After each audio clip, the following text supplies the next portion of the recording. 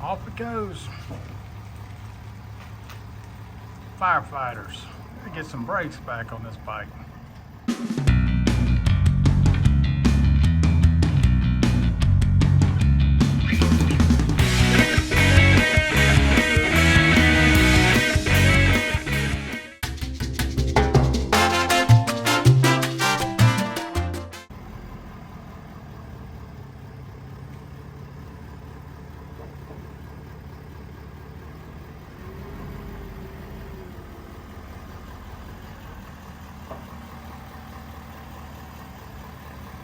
And she's gone.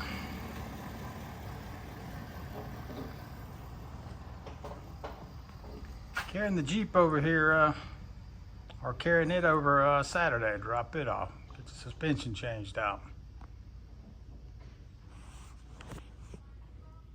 Things are looking up in the world.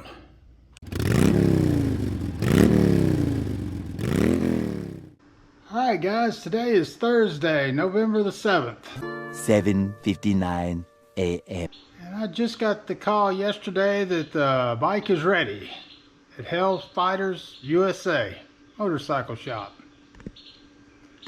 So I'm happy about that.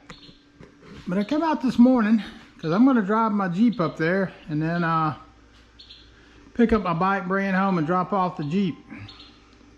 I was happy to know that I had only 3 flat tires this morning and a dead battery. What do you think the odds of making it? Oh wait, there's more. Hasn't rained in about 2 weeks here. And it's supposed to keep raining until about 12 o'clock today. Doesn't seem to be that bad of a rain, but let's see what happens. We'll see if we can make it. All right, let's go. While Patchy pulls himself together, let's see how SpongeBob's party is shaping up. 1 minute, 37 seconds later. All right, guys, I'm at highway speed. Look, doing 60. It's not so bad on the smooth, but there's something else going on this car. I don't know what's happened. Hoping I blew a fuse or something, because I've got nothing. I don't have radio, air conditioning, no lights, no tail lights, no blinkers, nothing.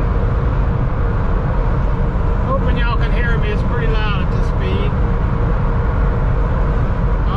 Looks like I'm heading into rain. And guess what? No windshield wipers. Yeah. Oh man. I'm hoping I can get there.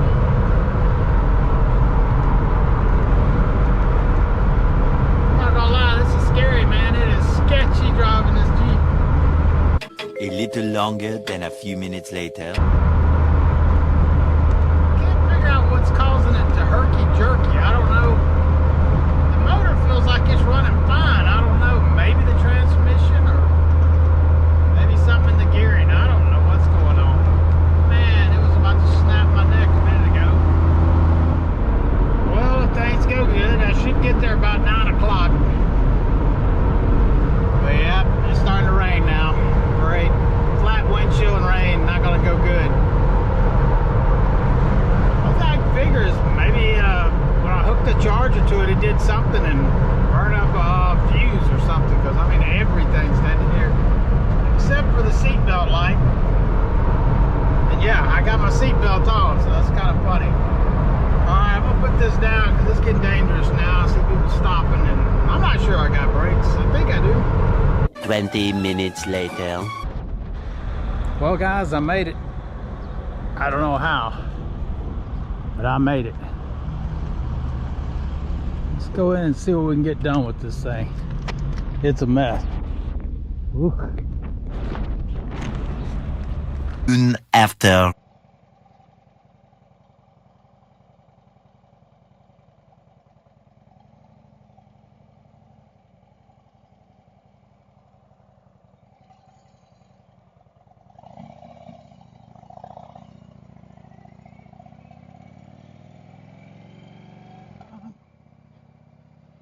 Alright guys, I'm leaving was quick and painless, but the Jeep was acting crazy, man. I don't know what's going on with it.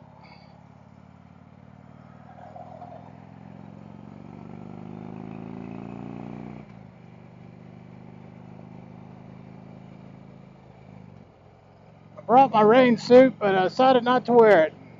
Probably gonna regret that. And I've been wet before, so let's see what happens.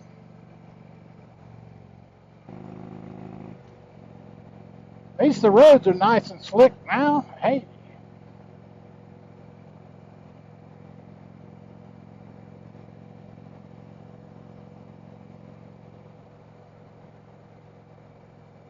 Even if I get wet, it's not going to be that bad.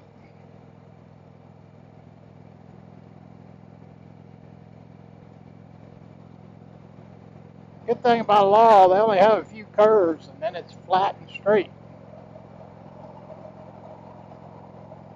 I see some sprinkling coming on.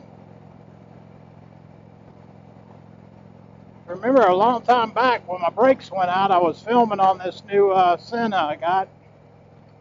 And I haven't taken the time to adjust it right yet, so I can't remember if it's looking up a little bit or a little down, but once I get home, I'll adjust it this time.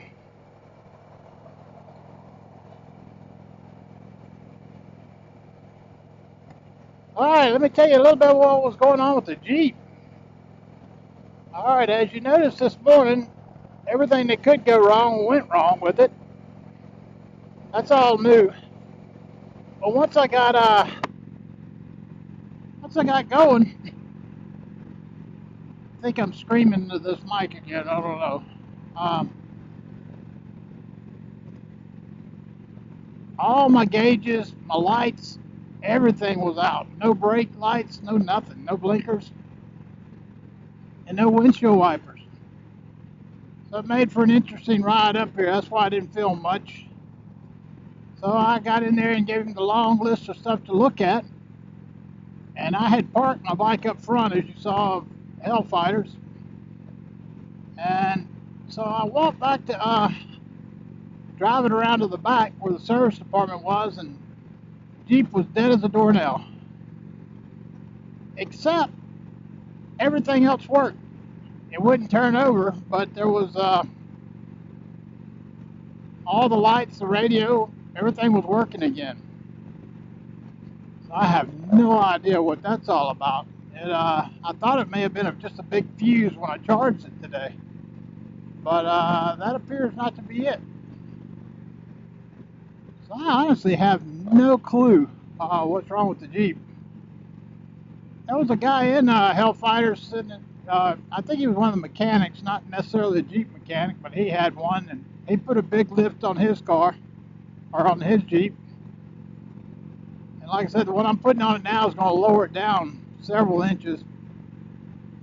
But what I found strange, and I think he may be onto something, he was talking about how his drive shaft pinion angle was off, which I know that on the big, lifts, you need to, put that other part on there to make it more in line.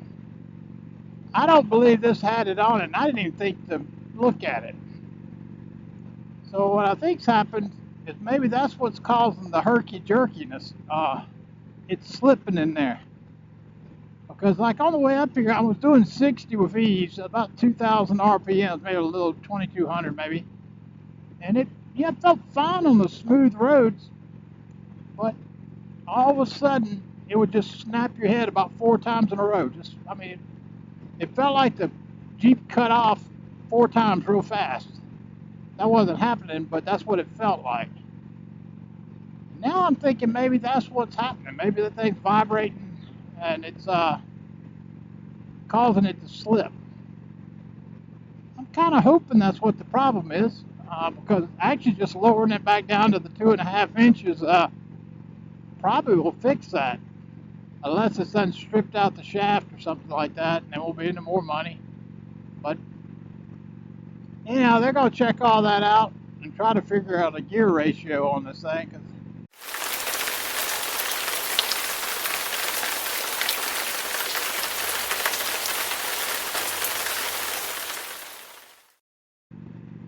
Hopefully the rain won't get any worse than this, because this feels fine. This actually feels pretty good. It's about 81 degrees today. A lot of boring math later. Alright guys, made it home safe and sound. I know the video didn't show it because it got really foggy really bad. The bike's here in one piece. Everything worked fine. I did want to show y'all real quick what it looks like when you do the bypass on the ABS. I think I know what it's going to look like, but I haven't looked at it myself. So let me remove this saddlebag and this little cover and we'll check it out. Alright guys, well, it looks nothing like what I've seen before. Most everybody removes this block out of here, which I'm fine with it still being there. But basically all you're doing is rerouting the brake lines. So it's like a solid brake line. It doesn't run through this anymore. You can see where it used to be screwed in here and here. So now the brake line is just solid. Just like if you had a bike without ABS. This actually looks a lot cleaner. So I'm very happy with it. I got my key out here, but the one good thing is for some reason my ABS light is not on, and that's great news. With most of them, you're going to have a permanent ABS light when you remove it. They didn't really know why, but they've seen it before, so hey, that's good news to me. That would drive me crazy staring at that little light, but I'm glad it's not there. So far it's an A+ with Hellfighters in Laurel, Mississippi. This video is getting long, so I'm going to cut it short for today. We got some new stuff coming from you, and yeah, you can bet I'm going to be riding a lot. I haven't been able to ride in many weeks now, so I'm looking forward to it. Of course, it's still raining. Never fails. I think it's supposed to rain all the way through the weekend. But I do have a place in mind I definitely want to go, so we'll see. Alright guys, talk to you later.